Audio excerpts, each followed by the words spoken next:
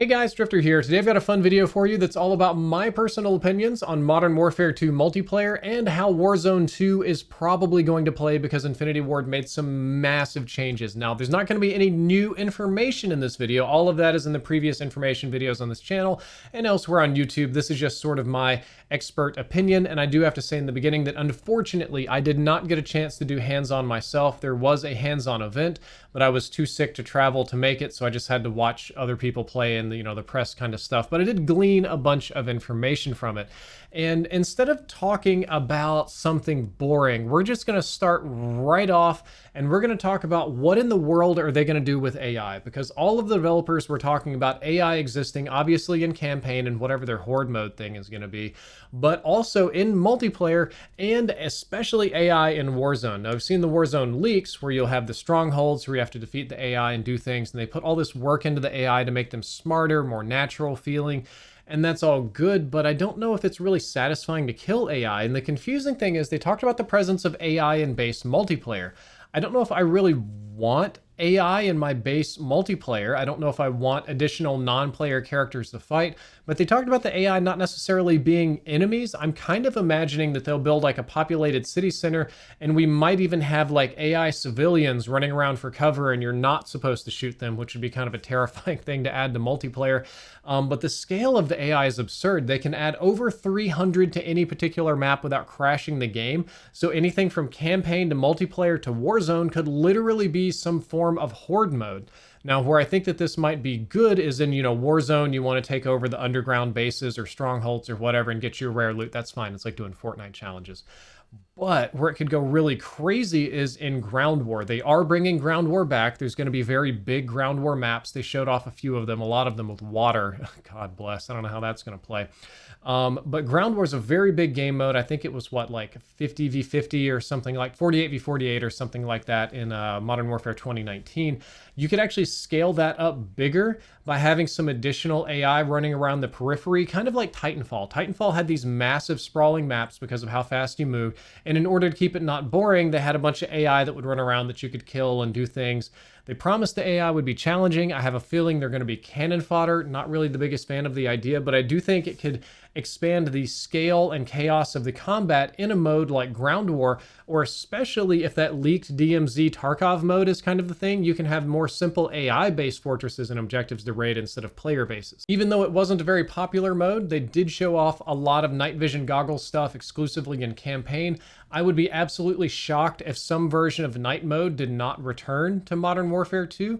It was really fun for a little bit. It never kind of became a permanent mode, but it's always a fun thing to do like once a month just for a different flavor of game.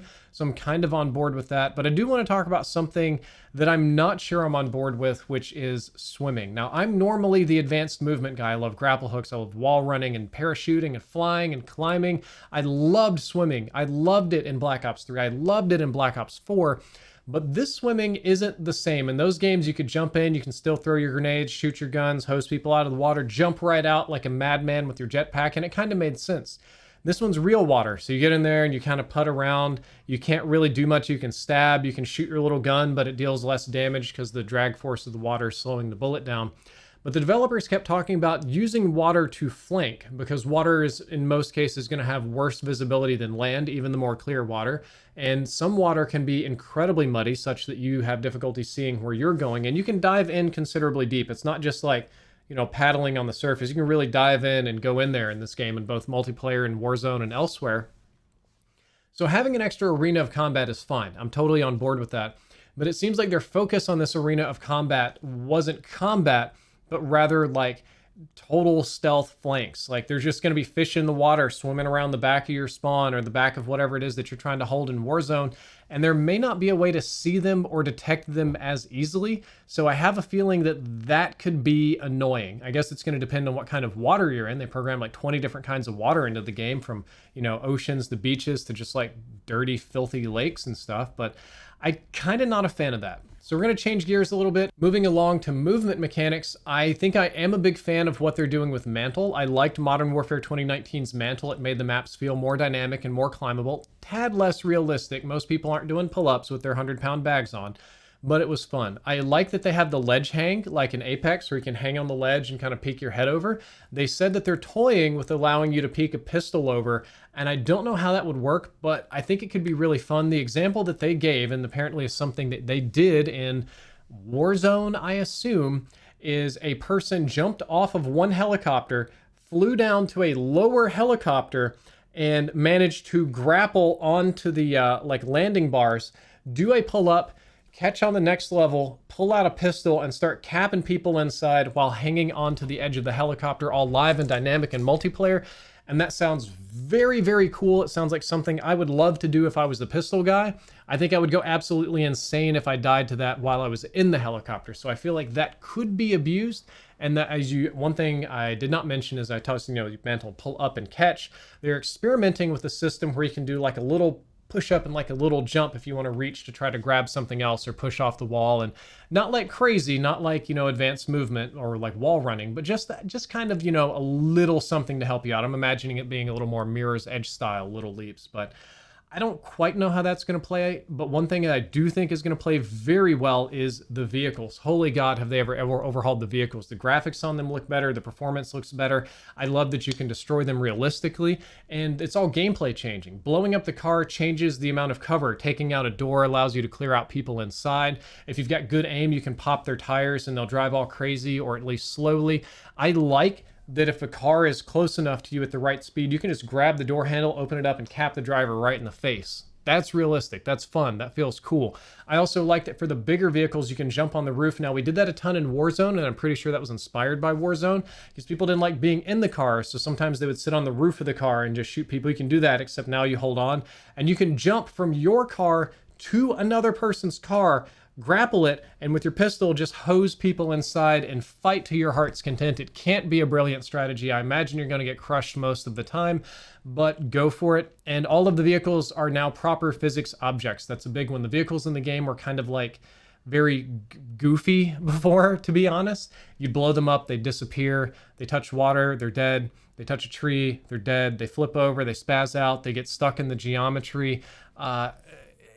They were there, they had a function, but they decided to make them all real physics. So when you blow off the door stays on the ground. When you blow up the car, the frame of the car, the burning husk is going to rolling and tumbling and crush people. It can they said it could fly into the water and squish people underwater if you did that, which sounds kind of cool. We've got new land vehicles, a whole ton of new water vehicles. I hope to God we get a small submarine. That'd be hilarious. We got new air vehicles, and they've done a lot of work. It kind of feels more Halo style. They even talked about, you can EMP the vehicles. You can put certain grenades on there that'll bore a hole in and blow out the people inside without considerably damaging the vehicle. So when it comes to Warzone specifically, this hopefully is not that big of a deal in multiplayer.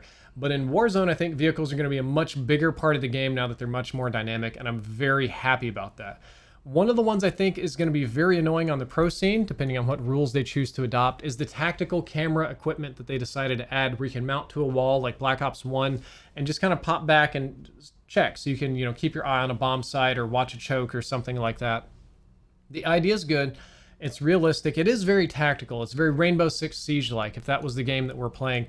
But this is Call of Duty, and when you give people in Call of Duty something like a camera, they're going to abuse it. As a matter of fact, all 6 people on one S&D team can all run cameras, all throw them down on the same round, and share vision. So you can flip back and forth to you and your teammates' cameras, which is, again, great, like Rainbow Six Siege, but this is Call of Duty. We're just going to do cheesy stuff like that. Treyarch thought it was great to add barbed wire and microwaves and fences and stuff like that to Black Ops 4, and the only thing people did is make it absolutely impossible to defuse bombs once they've been planted. So that is a huge, huge, huge mess. I'm terrified to see what it turns into.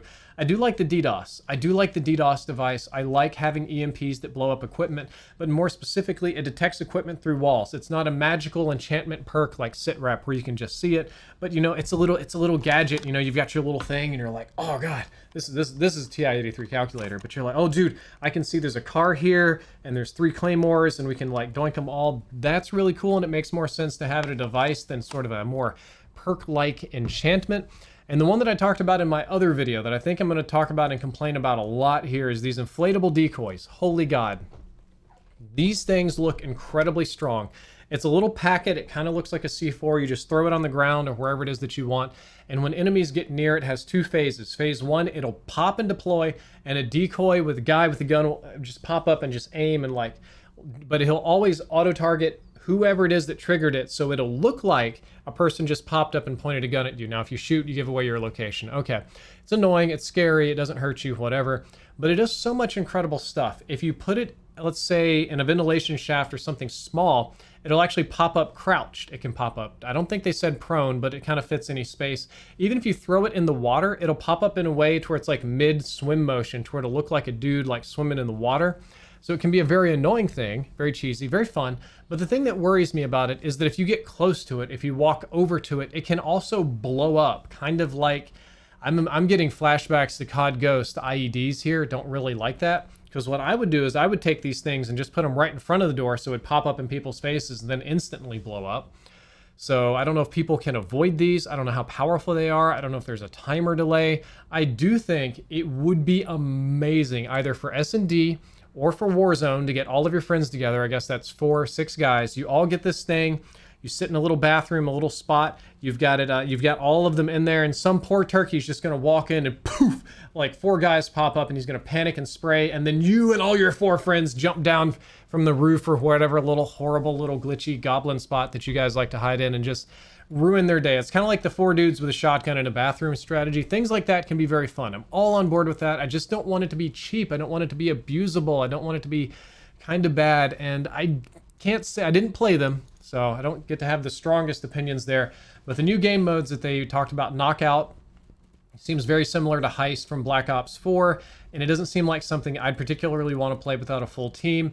And Prisoner Rescue is another kind of game. Now, that could be really fun. I think there's real potential here to have multiplayer houses that are multiplayer maps that are built more like the Kill House campaign from Modern Warfare 2019, where you kill all the terrorists and it's horrifying and stuff. But the same kind of thing, it's like Rainbow Six Siege. Like half the walls you can knock down or shoot through. You can shoot through the floor. You use all your little cameras and gadgets. You can rappel in these maps. So literally like Siege, you can go down upside down and like breach in through a window, or you can pop a little hole in and throw grenades and do a whole bunch of little neat things.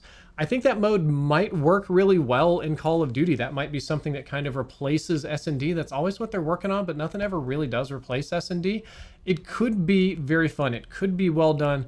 I'm a little bit afraid to play it because I think it's going to be absolutely brutal with randoms.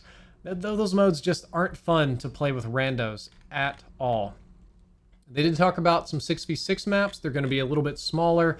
They're going to be more like, I forget the name of the map. It was like Ship House, Kill House, and Shipment. So it's kind of like Ship House from Modern Warfare 2019. They're going to have 6v6 maps that are trending towards smaller with less mantling and more like, you know, kind of Black Ops 2 style, which is fine. And then the huge maps for their big, like they call it like big battle operations or something, is going to be much more like ground war with helicopters and mantling and parachuting and stuff. So I think there'll be a good balance there. There's one thing that they said that utterly terrified me about multiplayer though, which was it had a little bit to do with appealing to casuals, right? Which is usually a good thing. You have to have some casuals to play your game. They have to have some degree of fun. There won't be a big enough base. I get it, right? But they talked about guys that aren't really good enough to compete in a PvP multiplayer can still play with their friends, but be part of a different battle, and or that they could contribute in other ways, or that you could be with your friends and help, but you're doing different things. And they weren't very clear about that, or what it does, or how it works, or anything of the sort. It's just like, yeah, you can do whatever you want. You can play it your way, and it'll all work. You can do it in Warzone and multiplayer campaign. And I'm just thinking, like, these aren't all the same things. There's no way that you can play any way you want and just maybe only fight AI in all of these modes. There's no way that can be fun. So I have no idea what they're doing in that regard. It kind of scary. Hopefully I'm wrong, dude. All of this stuff, this is mostly the complaint video, right? All this stuff, I completely hope that I'm wrong. I hope that it's awesome and the game is just fantastic and fun. It looks good. Graphics are amazing. Voice acting is amazing. Base ideas behind it are amazing. And one more thing, the gunsmith, they talked about simplifying a lot of things. They didn't want to make it too complex. And then the very next slide they showed off was a remarkably complex gunsmith. It looks just as complex as what we had going on in Vanguard, but now you can individually tweak attachments on a sliding scale to give them more of one stat and less of another, or more benefit and also a bigger penalty or whatever. but 2 adjustments, which gives you, that's going to be 4 different stats that you can adjust for each attachment on a weapon that has 10. So that's going to be 40 different max mins per slot with 40 attachments per slot. So we're looking at, I don't know, like 1,600 different combinations per weapon, roughly. That seems like a lot, guys. That seems kind of like the opposite of simple. Kind of intimidated by that. Also kind of afraid there's going to be some broken stuff. So that's kind of all of my strong opinions about Modern Warfare 2 multiplayer, the game that I've seen but not played. So the strength of those opinions must be taken with a grain of salt. We'll see where it goes in the future. Guys, I hope that you enjoyed this video and my opinions. If you did, don't forget to like, favorite, and subscribe. Drifter out.